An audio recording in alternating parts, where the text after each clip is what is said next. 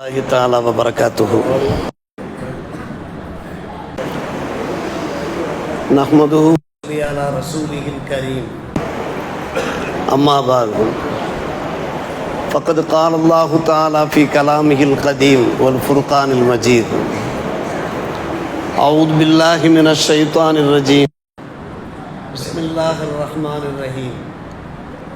وأن تصوموا خير لكم إن كنتم تعلمون. آمنا بالله صدق الله مولانا العلي العظيم. اللهم صل على سيدنا محمد طب القلوب ودوائها وعافية الأبدان وشفائها ونور الأبصار وضيائها وعلى آله وصحبه وسلم.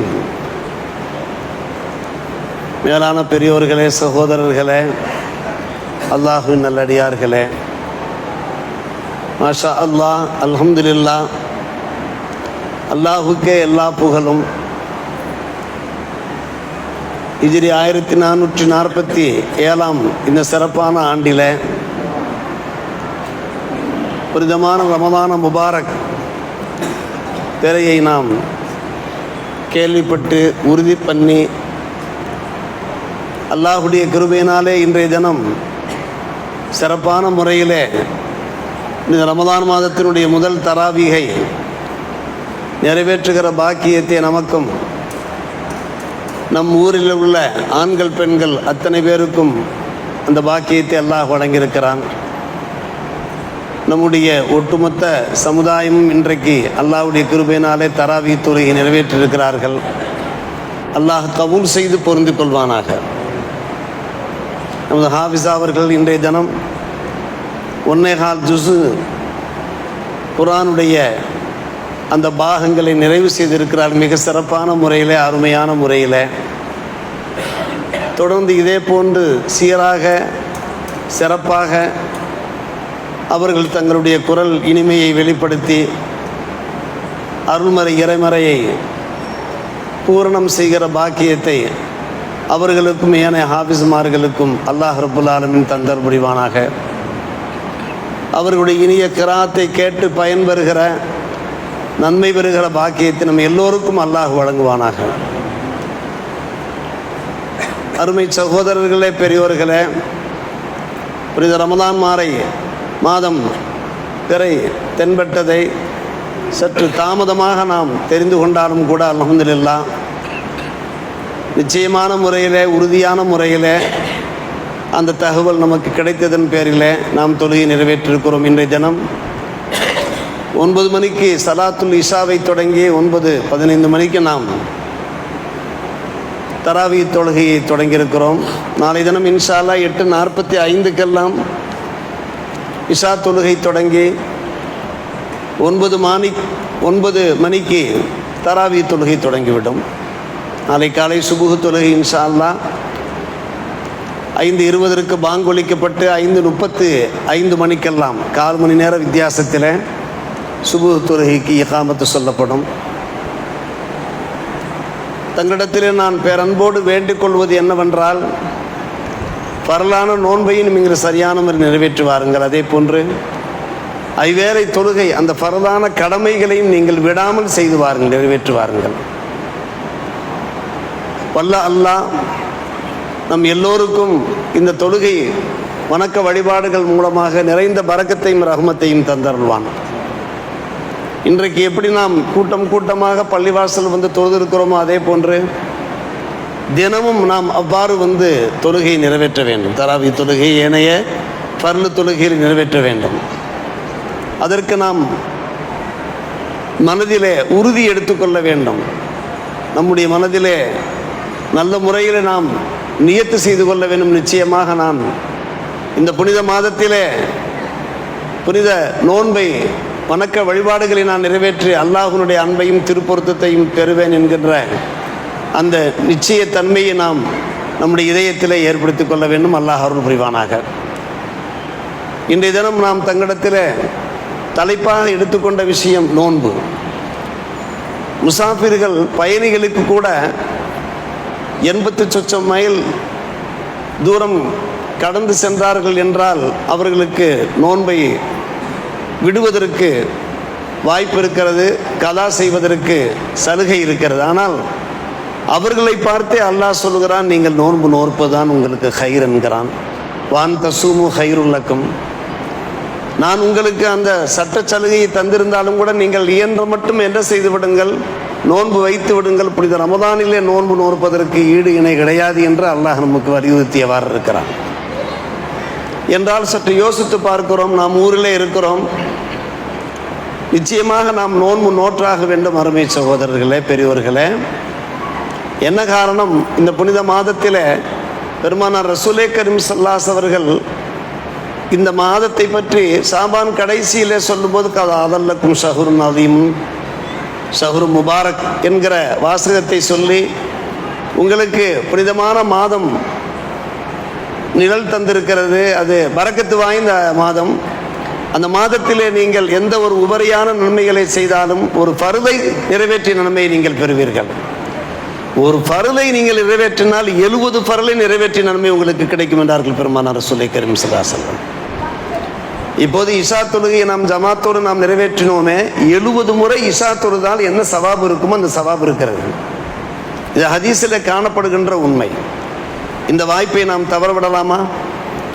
இந்த பாக்கியத்தை நாம் இழக்கலாமா? அன்பு சகோதரர்களே, பெரியோர்களே, கொஞ்சம் யோசியுங்கள்.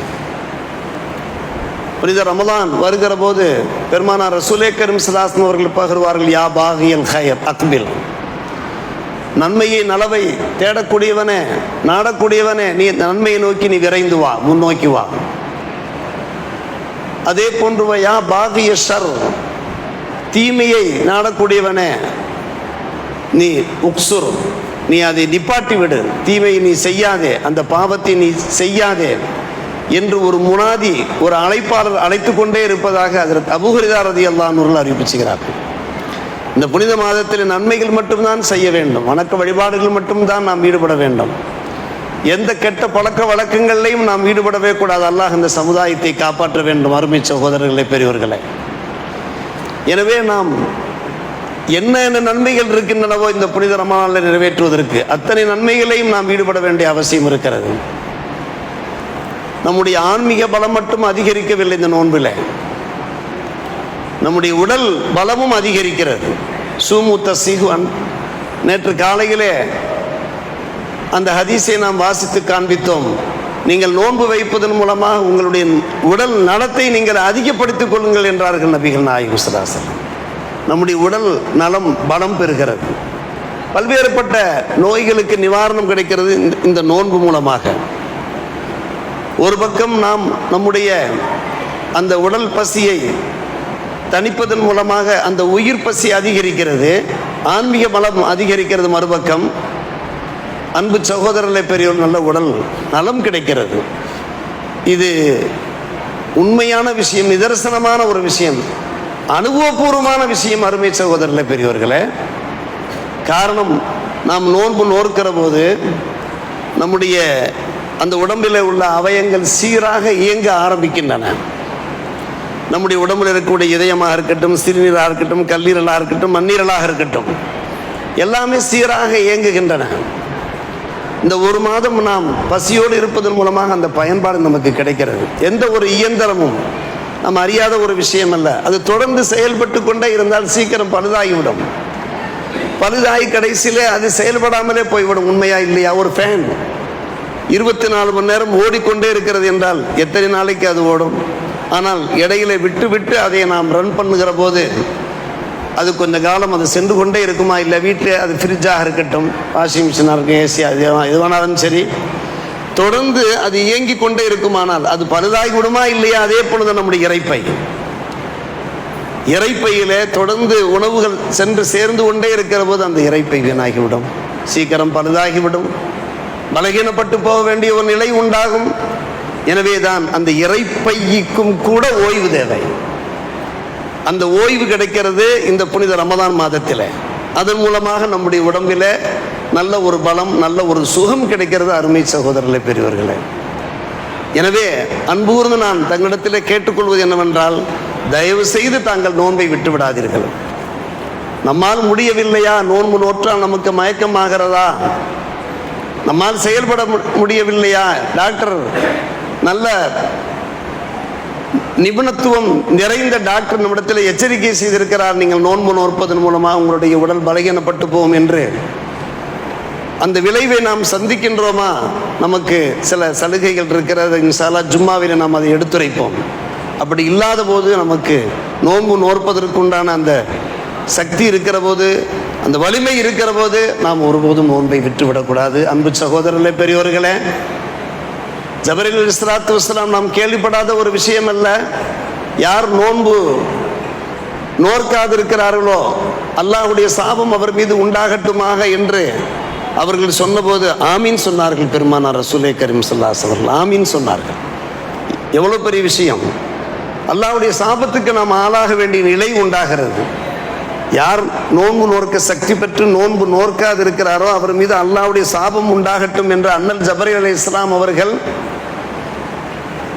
ஏக இறைவனிடத்திலே பிரார்த்தித்த போது அதற்கு ஆமீன் என்றார்கள். ஆம், லானத்து உண்டாகட்டும் என்று. அல்லாஹ் பாதுகாக்க வேண்டும்.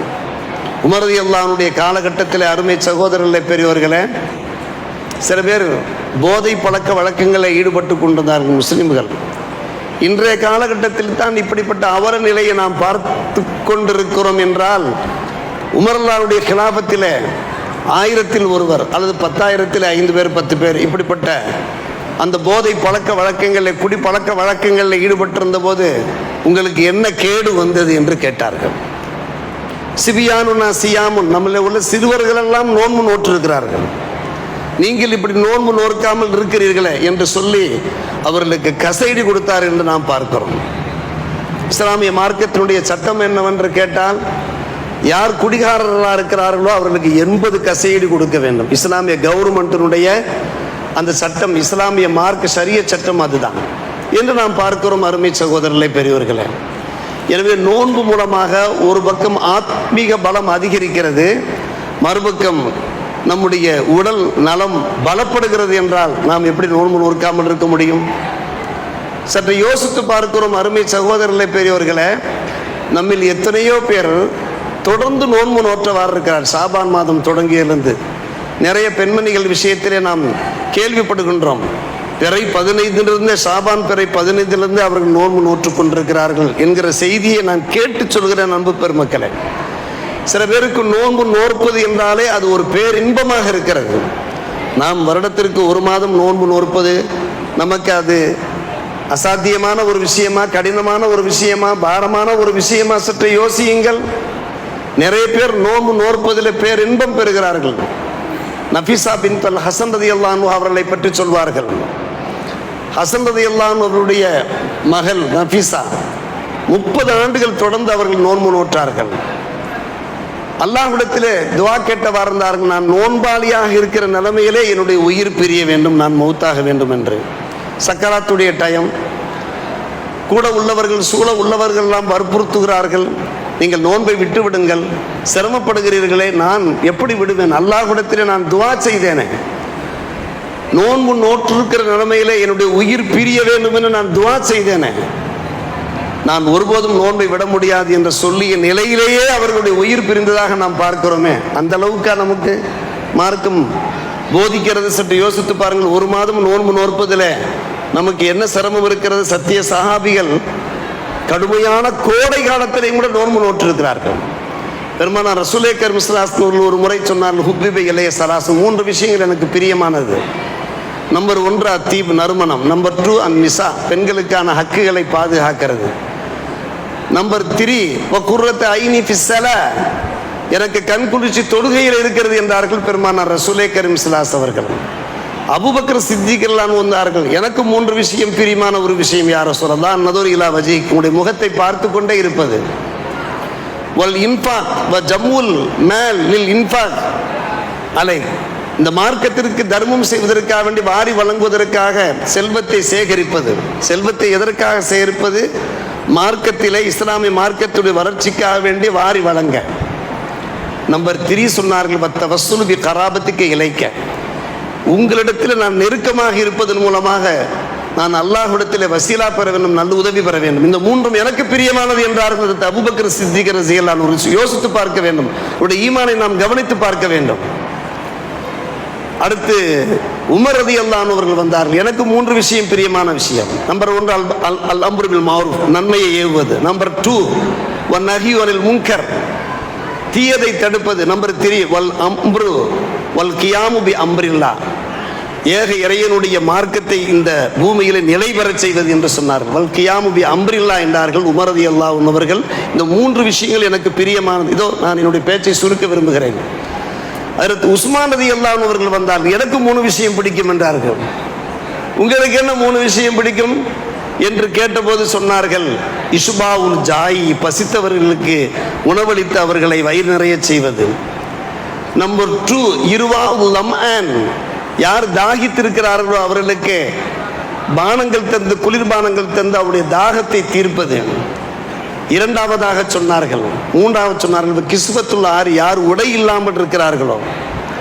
எத்தனை பேர் இருக்கிறார்கள் இந்த சமுதாயத்தில் நல்ல முறையில் உணவு உண்ண முடியாதவர்கள் இருக்கிறார்கள், தண்ணீர் பிரச்சனைகள் அகப்பட்டவர்கள் இருக்கிறார்கள். அதே போன்று நல்ல உடைகள் அணிய முடியாத ஒரு பலகீனத்திலே, ஒரு கையாளாகாத தரத்தில் இருக்கிறார்களே, நாம் தேடி சென்று அவர்களுக்கு கொடுக்க வேண்டும். நேற்றைய தினம் நான் பார்த்தேன், நம்முடைய அன்பு சகோதரர் ஒரு தம்முடைய கார் நிறைய, பை நிறைய உணவுப் பொருள்கள், ட்ரெஸ்ஸுகள்லாம் கொண்டு சென்று ஏழை எளியவர்களுக்கு கொடுப்பார். நேற்று நம்முடைய ஊரில் அந்த பணியை தொடங்கிவிட்டார். கேட்பதற்கு மிக சந்தோஷமாக இருந்தது. இவ்வாறு சொன்னார்கள் ஹஜ்ரத் உஸ்மான் ரலியல்லாஹு அன்ஹு அவர்கள். அலி இப்னு அபி தாலிப் ரலியல்லாஹு வந்தார்கள். எனக்கு 3 விஷயம் பிடிக்கும் என்று சொன்னார்கள். அஸ்ஸௌமு ஃபிஸ் ஸைஃப், கோடை காலமாக இருந்தாலும் கூட நான் நோன்பு நோற்க வேண்டும். கோடை காலத்தில் நோன்பு நோற்பது சிரமம். அவர்கள் சொல்லுகின்ற அந்த வார்த்தையை பாருங்கள். இந்த நோன்புக்காகத்தான் இந்த நிகழ்ச்சியை நான் தங்கள் சமூகத்தில் எடுத்துரைத்துக் கொண்டிருக்கிறேன். அஸ்ஸௌமு ஃபிஸ் ஸைஃப், கோடை காலத்திலே லீலாபி குரைஷின் ஈலாபி ரிஹலத்த ஷிதாய் வ ஸைஃப்னு வருது. அந்த ஸைஃப் என்றால் கோடை காலம் என்ற அர்த்தம். வைக்ராஉல் லைஃப், வீட்டிற்கு ஊருக்கு வரக்கூடிய விருந்தாளிகளை உபசரிப்பது. நம்பர் 3 வல் லர்பு பைன யதைக பிஸ் ஸைஃப், புனித போர்களிலே வாளால் எதிரிகளை தாக்குவது. லர்பு என்றால் தாக்குவது. பைன யதைக்கு, நபியை தங்கள் சமூகத்திலே, எல்லாம் நபியினுடைய சமூகத்தில் தான் இந்த உரையாடல் நடக்கிறது. 4 குலபாக்களும் எப்படி தங்களுடைய உணர்வுகளை வெளிப்படுத்துகிறார்கள். இதுதான் ஈமான் அருமை சகோதரர்களே, இதுதான் ஈமான். கோடை காலத்திலே நோன்பு நோற்பது அவர்களுக்கு அவ்வளவு பேரின்பமாக இருந்திருக்கிறது என்றால் நமக்கு என்ன கஷ்டம் இருக்கிறது? சற்று யோசித்து பார்க்க வேண்டும். உணவு விஷயத்தில் நமக்கு கட்டுப்பாடு வேண்டும். நாம் இப்போது சொல்லி கொண்டிருந்தோம், இறைப்பைக்கு என்ன வேணும்? ஓய்வு வேணும் என்று. அப்படியானால் நாம் நம்முடைய இறைப்பைக்கு ஓய்வு கொடுக்க வேண்டும். இஃப்தாருடைய வேலைகளை நிறைய சாப்பிட்டு அதற்கு பின்னாலே ஒரு கட்டிவிட்டு பிறகு நாம் சஹர் நேரத்தில் இந்த 3 வேளைக்கு எந்த அளவுக்கு நாம் சாப்பிடுவோமோ அந்த அளவுக்கு நாம் சாப்பிட்டோம் என்றால் இந்த இறைப்பைக்கு என்ன கிடைக்காது? ஓய்வு கிடைக்காது. அதிலையும் கூட என்ன வேண்டும்? ஒரு கட்டுப்பாடு வேண்டும். அப்போதான் பெருமானார் ரசூலே கரீம் என்ன விரும்பினார்களோ, நம்முடைய இஸ்லாமிய ஷரியத் இந்த நோன்பை கடமையாக்கியதன் மூலமாக நம்முடைய உடல் பலம் அதிகரிக்க, ஆத்மீக பலம் அதிகரிக்க, எந்த ஒரு ஆலோசனை வழிகாட்டுதல் வழங்கியிருக்கிறதோ அதை நம்முடைய வாழ்க்கையில பின்பற்ற முடியும் அருமை சகோதரர்களே. எனவே இன்று போல் என்றைக்கும் தாங்கள் ஐவேளை பர்லு தொழுகையை நிறைவேற்ற வேண்டும். அதே போன்று தராவி தொழுகையை நிறைவேற்ற வேண்டும். நிறைய இறைமறை ஓத வேண்டும். வீட்டுக்கு வீடு 3 குரான், 5 குரான், 3 குரான் என்றால் 3 முறை 5 முறை இப்படி குரான்கள் ஓதி நன்மைகளை நாம் வாரிக்கொள்ள வேண்டும். இதே போன்று அந்தந்த காலத்திலே சில நன்மையான காரியங்களை சொல்லுவோமே, அதையெல்லாம் நானும் தாங்கள் எல்லோரும் கடைபிடிப்பதன் மூலமாக ஏக இறைவனுடைய நெருக்கத்தை பெற வேண்டுமாய் நாம் தங்களிடத்தில் அன்போடு கேட்டுக்கொண்டு சொன்ன பிரகாரம் கேட்ட பிரகாரம் செயல்படுவதற்கு வல்ல அல்லாஹ் ரப்புல் ஆலமீன் நம் எல்லோருக்கும் நல்ல புரிவானாக. வாஹிர் தாவானா அல்ஹம்துலில்லாஹி ரப்பில் ஆலமீன். அஸ்ஸலாமு அலைக்கும் வரஹ்மத்துல்லாஹி.